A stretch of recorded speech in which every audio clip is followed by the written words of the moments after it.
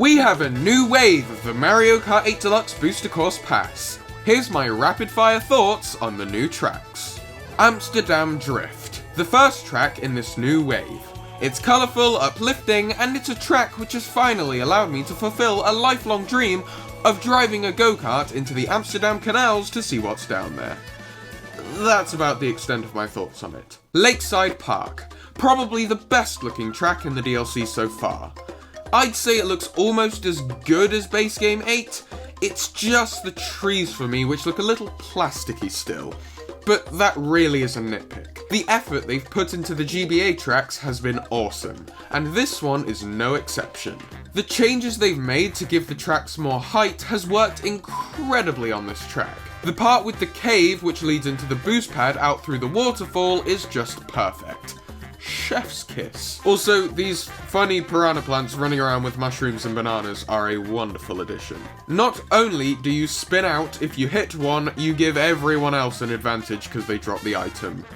Yeah, definitely an A-tier track for me. DK's Snowboard Cross. Unfortunately, I had to play this entire track with a concussion, because the second the race started, the music whacked me over the head with nostalgia. It's still an incredible track and visually looks great. The super windy turns with sheer drops below are still exhilarating, and I really enjoy the bumpy sections with the boost pads, which make you feel like you're just flying down the mountain. The iconic half pipes are back in this one and are somehow even more fun than I remember them being, and I love how they're also a viable route if you're trying to take good lines as well, since a lot of the sections they're placed on contain powder snow, which you very much want to avoid. I also quite like that the statue now depicts DK and not Mario. I never really understood why it was Mario, though that being said, shouldn't it be Funky Kong? Whatever, moving on. Yoshi's Island. This is the cool one. This track has so much going on, it's kind of insane. There's so many assets bouncing around and moving, and you can really tell how much love they poured into making it. I love how insanely vertical the track is without any anti-grav on the volcano section. It makes the track seem so cartoonishly dangerous. But the main attraction is the fact that the track is just a Yoshi's Island nostalgia adventure. All the sound effects on this track are ripped straight out of the game. From the sound that plays when you collect coins, to the victory music, to the sound that plays when you whack into this guy. The incredibly dynamic background elements and vibrant colours fill the track with so much life and personality and give each section of the well laid out track its own unique personality. They somehow managed to make driving up a volcano, across clouds, and into an underwater castle area all feel blended together seamlessly and naturally, so the shift between them doesn't feel too jarring. I also really love the question mark cloud in the glider section, which unlocks another path, even if I can never seem to hit it. This is a track that actually really fits with the cartoony and plasticky look of the Booster Course Pass, and you can tell that they really leaned into it. It looks really good, and a track like this is what I think 8 Deluxe is all about. Bangkok Rush. I think this is probably going to be an unpopular opinion, but this one isn't my favourite. Just something about it doesn't work for me. Maybe it's because the turns in this track feel way too sharp in places, or because the set pieces look a bit too unpolished and bland.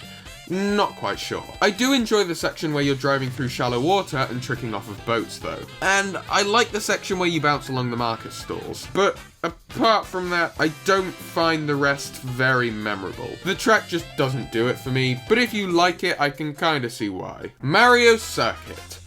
This track is one I'm a bit divided on. On one hand, the track's theming is a bit dull and overused. There's already at least 3 or 4 tracks in this game which are really similar to this one, and almost all of them have more interesting set pieces and track layouts. Compared to the rest of the tracks in this wave, it's very bland and uninteresting. On a lighter note though, I do however like the part through the forest where you can see the Wiggler, which gets up and starts moving on the 3rd lap. I really like the piranha plants shooting fire across the track here, even if I get hit by them almost every time, because they help give the lap a bit more variation, and the little section at the end with the castle looks quite cool. So overall, this one isn't awful.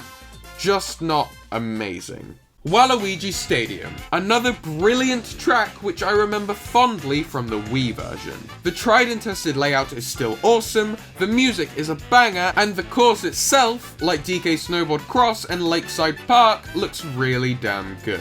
The mud is so shiny and it's so detailed that it's giving Choco Mountain a serious run for its money. I really like that most of the course is comprised of half-pipes which you can trick off of, but are also full of obstacles to dodge. It really makes the course feel dangerous, but in a Daredevil monster truck bike show sort of way. I will admit though, that while the half-pipe into anti-grav sections are cool, they don't really make sense to be anti-grav and look a little weird. Singapore Speedway. This track is easily the best tour city track in the game.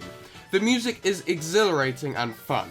The course is super colourful and has a super dynamic layout. The first lap has a really cool glider section which takes you on top of the Raffles Hotel and lets you drive across the infinity pool. The second lap lets you drive through this really colourful Chinatown section in which the music changes slightly to match the vibe of the area, which is a super cool detail which they didn't need to add, but the extra effort they went to is really cool. And then the lap takes you past the Malayan Fountain and straight into a glider section. The final lap then takes you up this super cool section with colourful moving tracks, like the ones in 8 Rainbow Road, which then leads into a glider section which takes you onto the iconic lotus-shaped Art Science Museum. I feel this is the best tour city track in the game because of the way it really takes advantage of the landmarks the city has to offer, and the way it really integrates them and makes them into parts of the driving experience rather than just background elements. This track really encapsulates what all of the city tracks should be, which is why I think it's awesome. In terms of general thoughts on the wave, I think the Apple Cup is the best one because all the tracks are good to brilliant. But I feel the Boomerang Cup lacks a little because of the way they decided to begin and end it with city tracks. As good as Singapore Speedway is, it feels a little claustrophobic to have it this way. This, coupled with the fact I'm not that keen on Bangkok Rush and Mario Circuit feels a little weak, makes me feel that this is probably the weaker cup of this wave. But also, out of nowhere, Birdo is here and we're getting even more new characters, so that's very nice and will probably become its own video. But yeah, that's about all my thoughts. Like, subscribe, and I thank you very much for watching. I hope you stay safe out there, and we shall see you all in the next one.